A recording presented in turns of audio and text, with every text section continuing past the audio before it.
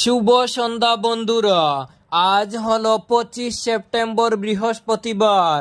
আজকের সন্ধ্যার অসম তথা সমগ্র বরাক উপত্যকার বিশেষ বিশেষ খবরগুলি হলো: বুট চুরি রুখতে পোস্টাল ব্যালট গণনার নিয়মে বদল নির্বাচন কমিশনের।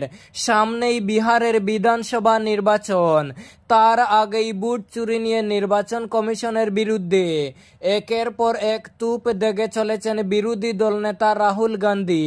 এই কাজে শাসক দলের সঙ্গে কমিশনের সরাসরি যোগসাযোগের অভিযোগও করেছেন রাহুল। এই অভিযোগে তিনি পাশে পেয়েছেন অভিষেক বন্দ্যোপাধ্যায়, তেজস্বী যাদব এবং আদিত্য ঠাকুরের মতো বিরোধী নেতৃত্বকে। এই আবহেই নির্বাচন নিয়ে জারি হলো নতুন নির্দেশিকা। এবার থেকে বুট গণনার শেষ রাউন্ডের আগেই শেষ করতে হবে পোস্টাল ব্যালটের গণনা। বুট গণনায় জালিয়াতি নিয়ে বারবার প্রশ্ন তুলেন বিরোধীরা। এই নির্দেশের মাধ্যমে সেই প্রশ্নের উত্তর দেওয়ার চেষ্টা করা হচ্ছে বলে ধারণা রাজনৈতিক মহলের। নির্বাচন কমিশনের নতুন নির্দেশিকায় বুট গণনার নিয়মে পরিবর্তন করা হয়েছে।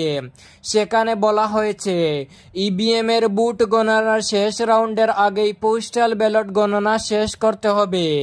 সাধারণত পোস্টাল ব্যালট গণনা শুরু হয় সকাল 8টায়, আর আধ ঘন্টা পরে শুরু হয় ইভিএম এর বুট গণনা। পুরনো নিয়মে ইভিএম এর বুট গণনার সঙ্গে পোস্টাল ব্যালট গণনার কোনো সরাসরি সম্পর্ক ছিল না। সেই ক্ষেত্রে পোস্টাল ব্যালট গণনার আগে ইভিএম এর বুট গণনা শেষ হওয়ার ক্ষেত্রে কোনো সমস্যা ছিল না। সাধারণত পোস্টাল ব্যালট গণনা শেষ হয়ে যায় ইভিএম এর গণনা শেষ হওয়ার আগেই, যদিও কিছু ক্ষেত্রে এর ব্যতিক্রম হওয়ারও সম্ভাবনা থাকে। কিন্তু এবার বুট গণনার প্রক্রিয়ায় অভিন্নতা ও স্বচ্ছতা বজায় রাখার জন্য নির্বাচন কমিশন সিদ্ধান্ত নিয়েছে, গণনা কেন্দ্রের পোস্টাল ব্যালট গণনা শেষ হওয়ার আগে ইভিএম এর শেষ রাউন্ডের গণনা শুরু হবে না। পরবর্তী খবরে যাওয়ার আগে আপনার কাছে ছোট্ট একটি রিকোয়েস্ট, ভিডিওতে একটি লাইক করে চ্যানেলটি সাবস্ক্রাইব করুন এবং ফেসবুক পেজটি ফলো করে ভিডিওটি অবশ্যই শেয়ার করুন, যাতে সঠিক তথ্যগুলো সবার কাছে পৌঁছাতে পারে। কংগ্রেসের জনপ্রিয়তা ঊর্ধ্বমুখী, কিন্তু প্রার্থী চয়নে দ্বন্দ্ব।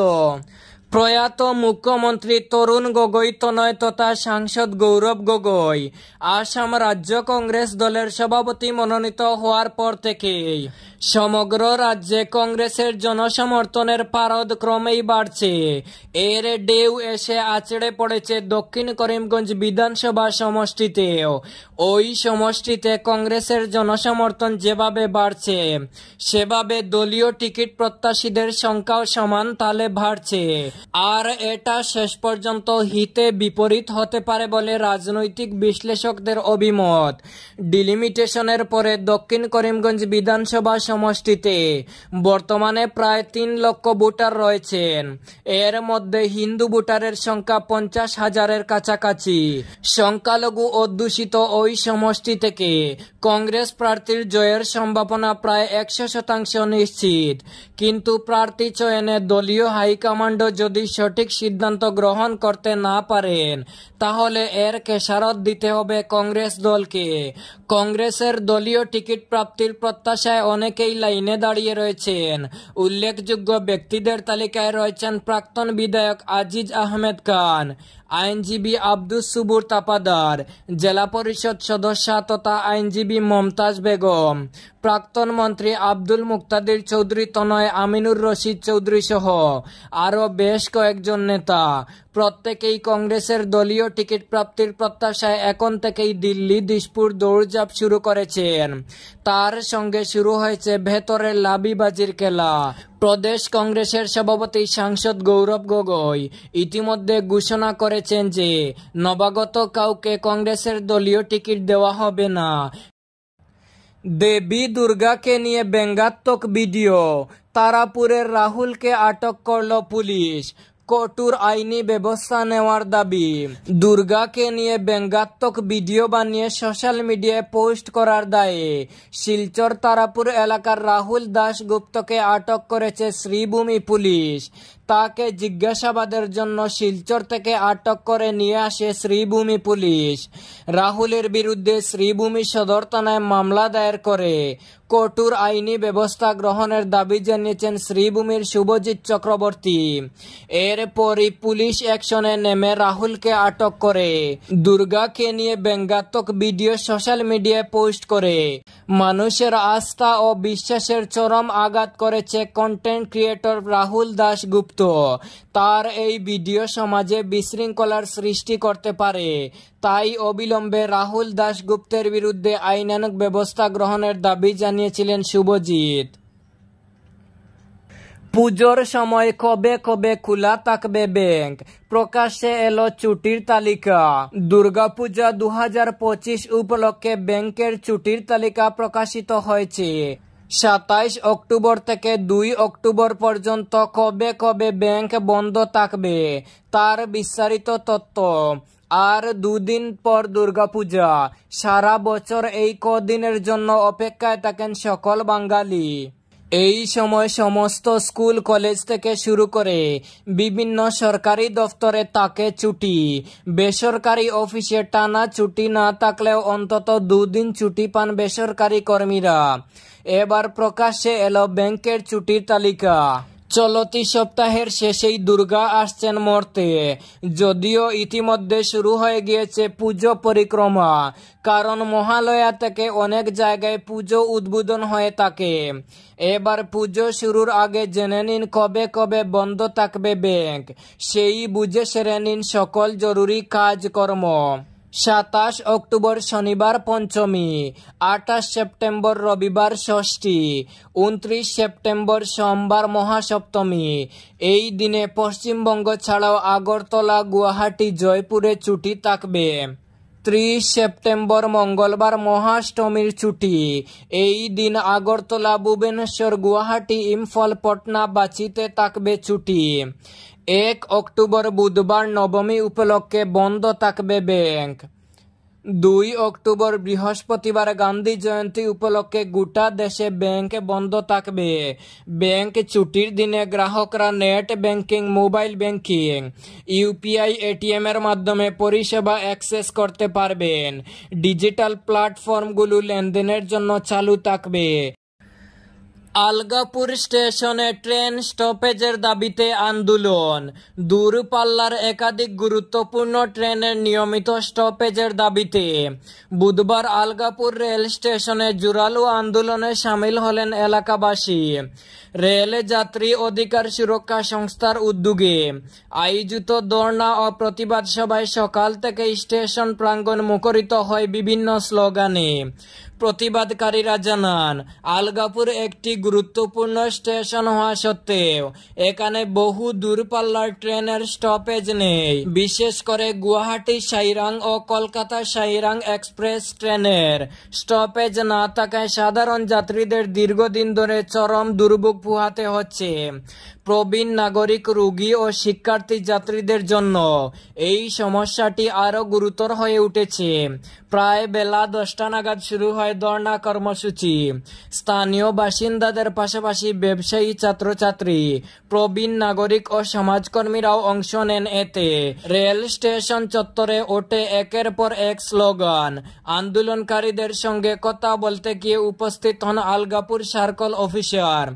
তিনি আন্দোলনকারীদের দাবিগুলি বিস্তারিতভাবে শুনেন এবং তাদের পক্ষ থেকে দেওয়া স্মারকলিপি গ্রহণ করেন। আশ্বাস দেন বিষয়টি মালেগাঁওয়ের উত্তর পূর্ব সীমান্ত রেল দপ্তরে যথাযথভাবে পাঠানো হবে এবং শীর্ষ কর্তৃপক্ষের সঙ্গে আলোচনা করে প্রয়োজনীয় পদক্ষেপ নেওয়ার চেষ্টা করা হবে। দুর্গাপূজা উপলক্ষে শিলচর ট্রাফিক যানবাহন চলাচলের বিধিনিষেধ। শিলচর ট্রাফিক পুলিশ আসন্ন দুর্গাপূজা উপলক্ষে শিলচর পুরসভার অধীনস্থ সড়কগুলিতে যানবাহন চলাচলের বিধিনিষেধ জারি করল।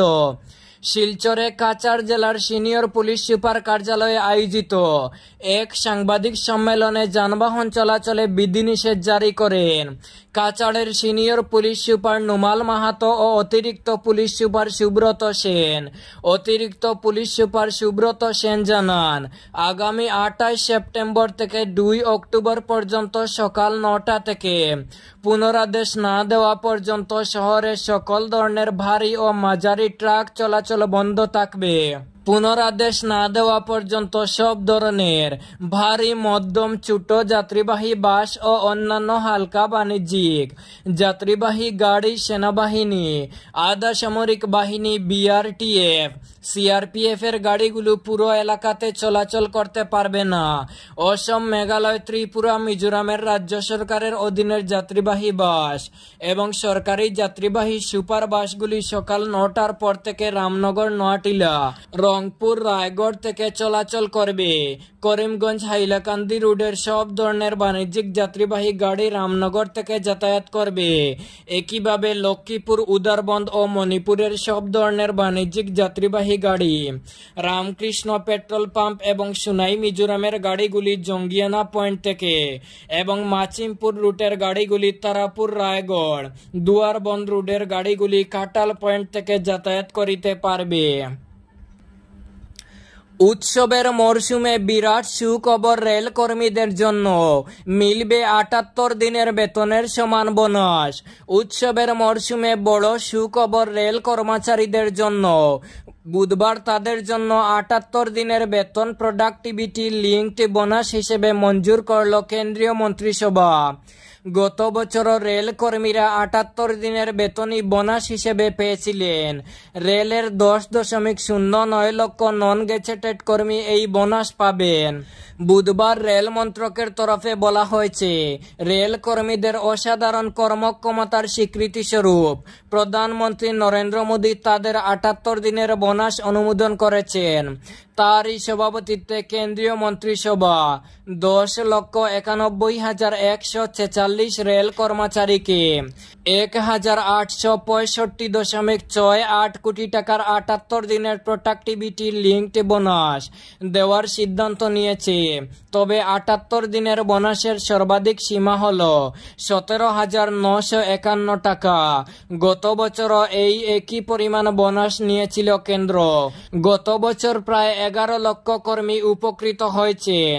এবার সংখ্যাটা খানিকটা কমেছে।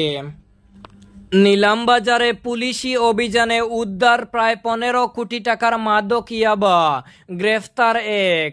শ্রীভূমি জেলার নিলামবাজার পুলিশের মাদক বিরোধী অভিযানে উদ্ধার করা হয়েছে 50,000টি ইয়াবা ট্যাবলেট। উদ্ধারকৃত ইয়াবাগুলির কালোবাজারি মূল্য কমপক্ষে 15 কোটি টাকা হবে। মাদক পাচারের অভিযোগে গ্রেফতার করা হয়েছে রুহুল উদ্দিন নামের এক যুবককে। নিলামবাজার থানার ওসি এক খবর দিয়ে জানান, নির্ভরযোগ্য গোপন তথ্যের ভিত্তিতে স্থানীয় এফসিআই গুদাম সংলগ্ন এলাকায় অভিযান চালিয়ে এই সাফল্য অর্জন করেছে পুলিশ। অভিযানকালে জনৈক রুহুল উদ্দিন নামের এক যুবকের হেফাজত থেকে বিপুল পরিমাণের নেশাদ্রব্যগুলি উদ্ধার করা হয়েছে।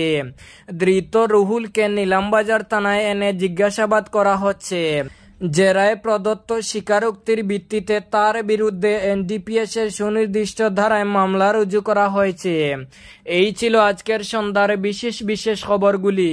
ভিডিওটি অবশ্যই লাইক এবং শেয়ার করে দেবেন এবং চ্যানেলটি সাবস্ক্রাইব করে পাশের বেল আইকনটি বাজিয়ে রাখবেন, যাতে সঠিক তথ্যগুলো সবার কাছে পৌঁছাতে পারে।